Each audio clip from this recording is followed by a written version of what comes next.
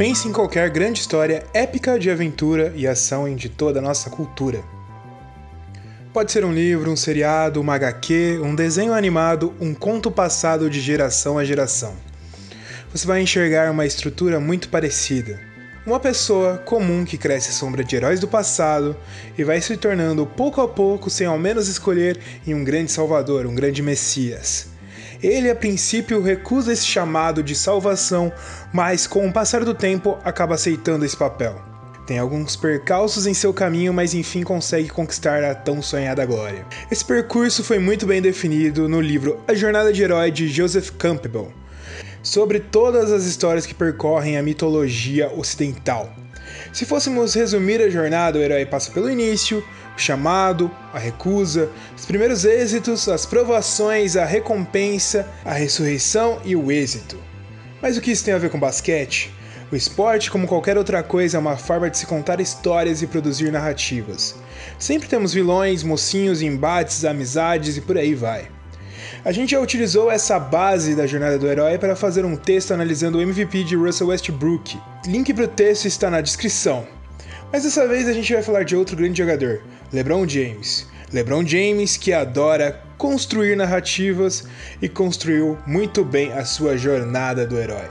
Antes de começar essa análise, já clica no like no vídeo, já compartilha, se inscreve e também já clica no sininho para receber todas as notificações, todas as novidades do nosso canal.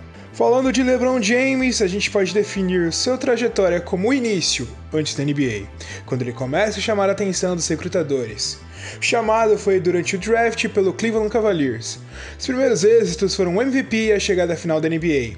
A grande provação foi com certeza a ida para Miami, que trouxe a recompensa dos primeiros títulos. A ressurreição do herói foi a volta para o Cleveland Cavaliers como mocinho, e o grande êxito foi finalmente conseguir o título em 2016 pela equipe que o revelou. A narrativa fantástica de LeBron James acabou aí, se redimiu, deixou de ser o vilão e finalmente virou o grande jogador dessa geração da NBA. Mas o que nenhuma narrativa fantástica mostra é o que acontece depois desse êxito. Por exemplo, em um filme de super-herói, depois de que o grande vilão é destruído, quem limpa a cidade?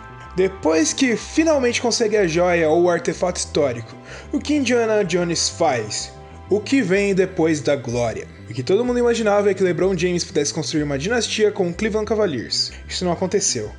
Brigas internas, contratações mal feitas, saída de Kyrie Irving e o crescimento do Warriors. Tudo isso acabou culminando numa temporada problemática, num final errático de história de LeBron James com Cavs. Assim, ele decidiu sair da franquia e assinou por 4 anos com os Los Angeles Lakers. E em Cleveland ficou uma terra arrasada sem muito que poder plantar e cultivar para crescer para os próximos anos. E não estou dizendo que isso não valeu a pena.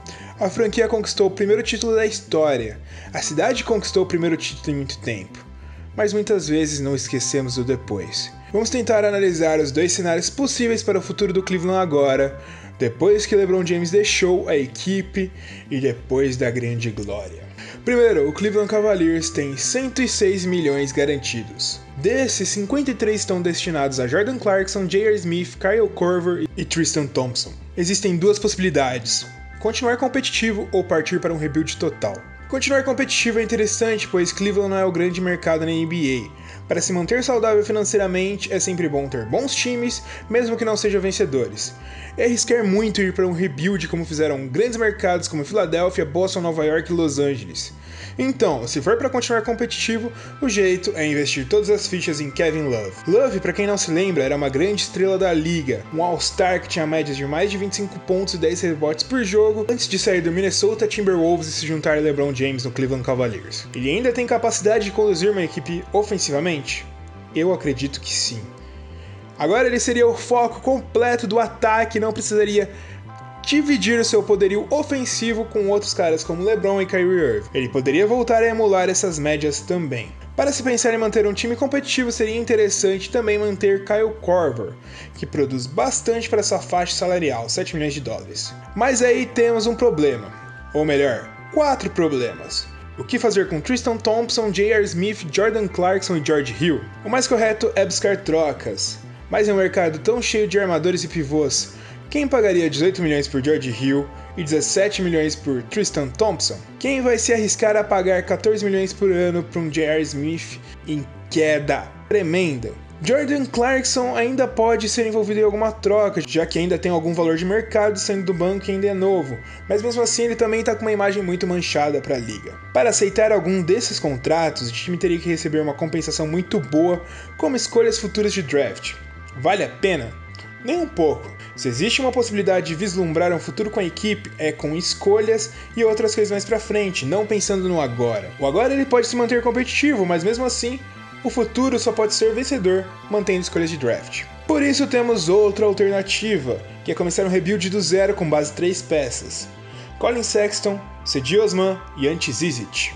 Mas antes de entrar profundamente no que eles podem produzir, vamos falar do que precisaria ser feito para isso ocorrer. Seria necessário se livrar dos contratos ruins citados lá acima, mas aqui o que muda é que tem como achar jovens jogadores ou picks futuras. Você precisaria trocar Kevin Love ou Kyle Korver por picks ou jogadores jovens.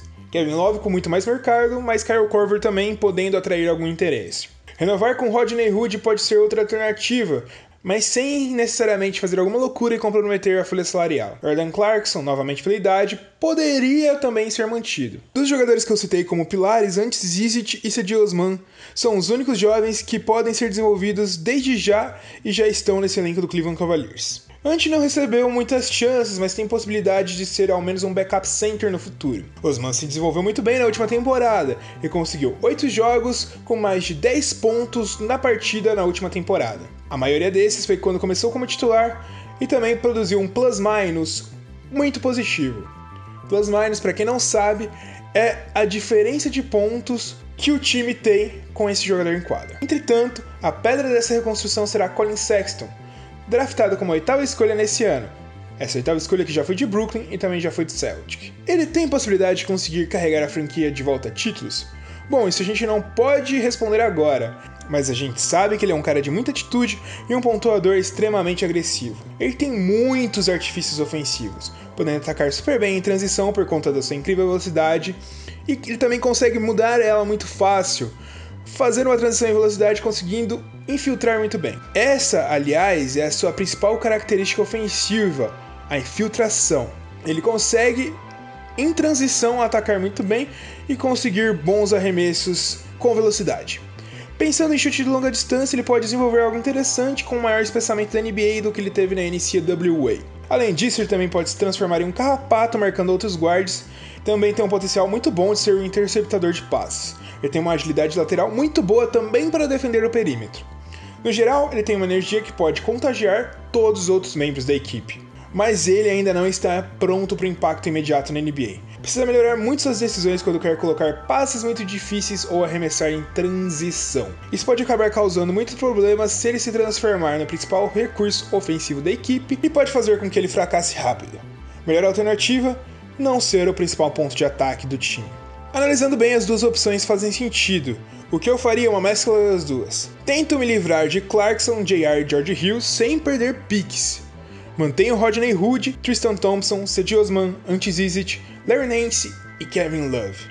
Troco Kyle Korver em alguns ativos. Monto o time com Sexton, Hood, Osman, Love e Thompson. Esse time pode brigar até por playoffs nesse ano ou ao menos se manter competitivo.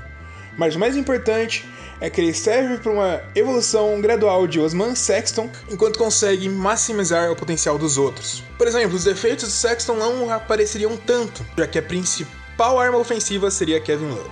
E você? O que você faria nesse elenco do Cleveland Cavaliers? Deixe seu comentário colocando a sua opinião. Já lembrando também para você se inscrever no nosso canal, clicar no sininho, compartilhar o vídeo com seus amigos e deixar o like no nosso vídeo.